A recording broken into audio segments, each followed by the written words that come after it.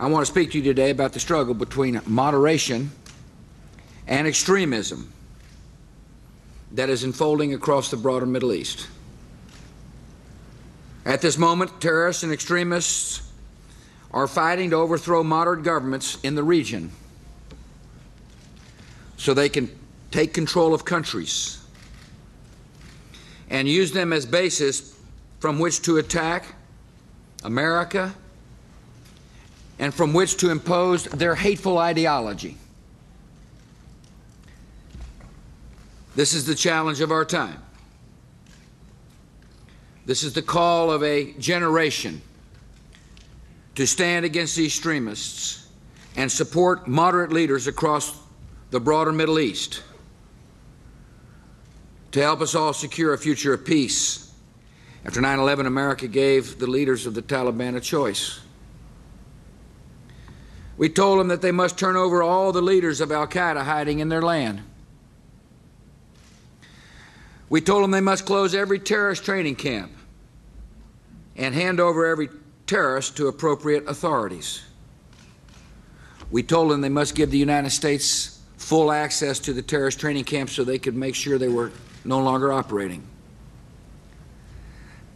We told them these demands were not up for negotiation,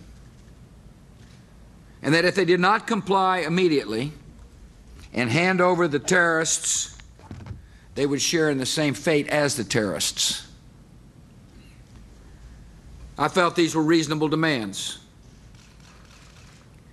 The Taliban regime chose unwisely.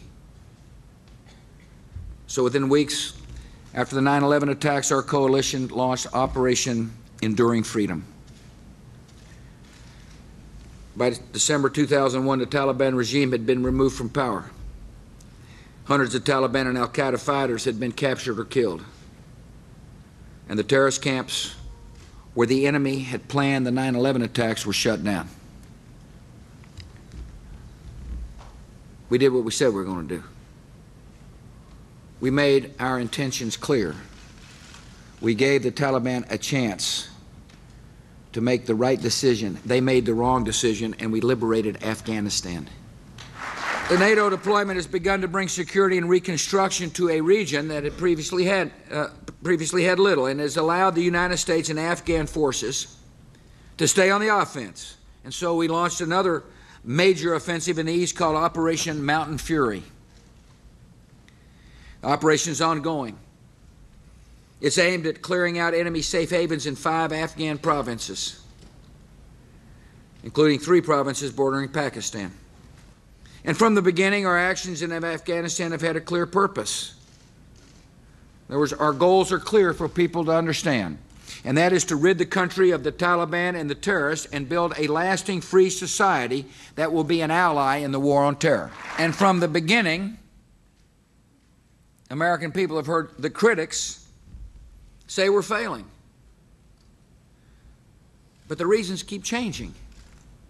The first days of Operation Enduring Freedom, the critics warned that we were headed toward a quagmire. And then when the Taliban fell and operations began in Iraq, the critics held up the multinational coalition in Afghanistan as a model, and it showed that everything we were doing in Iraq was wrong. And now, some of the critics who praised the multinational coalition we built in Afghanistan claim the country is in danger of failing because we don't have enough American troops there. Recently, parts of a classified document called the National Intelligence Estimate was leaked to the press. The NIE is a document that analyzes the threat we face from terrorists and extremists. In its unauthorized disclosure, has set off a heated debate here in the United States, particularly in Washington. Some have selectively quoted from this document to make the case that by fighting the terrorists, by fighting them in Iraq, we are making our people less secure here at home. This argument buys into the enemy's propaganda that the terrorists attack us because we're provoking them.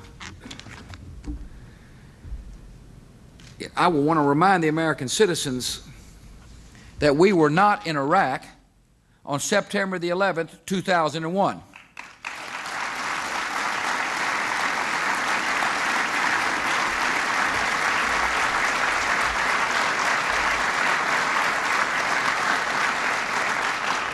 And this argument was powerfully answered this week by Prime Minister Tony Blair.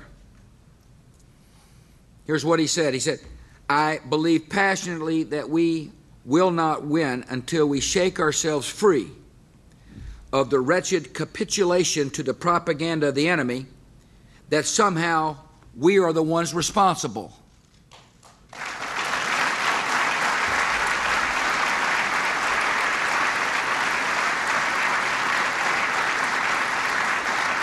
He went on to say, "This terrorism is not our fault.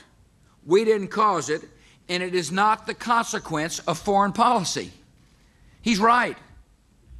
You do not create terrorism by fighting terrorism.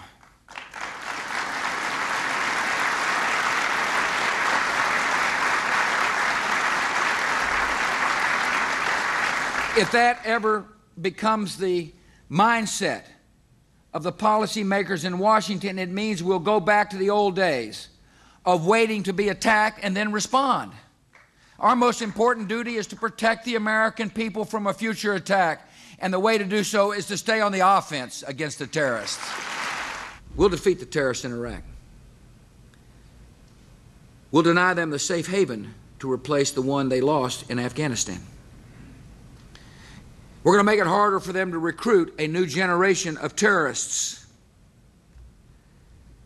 And we're going to help the Iraqis build a free society, a hopeful country that sends a powerful message across the broader Middle East and serves with those of us who believe in moderation and hope as an ally in the war against these extremists.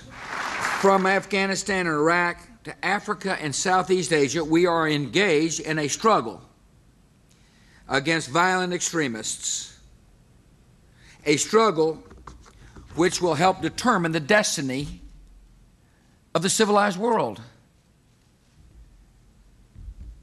We've borne these responsibilities before, and we have seen our faith in freedom vindicated by history. In this young century, new generations of Americans is being called to defend liberty. And once again, the cause of liberty and peace will prevail. Thank you for coming. God bless.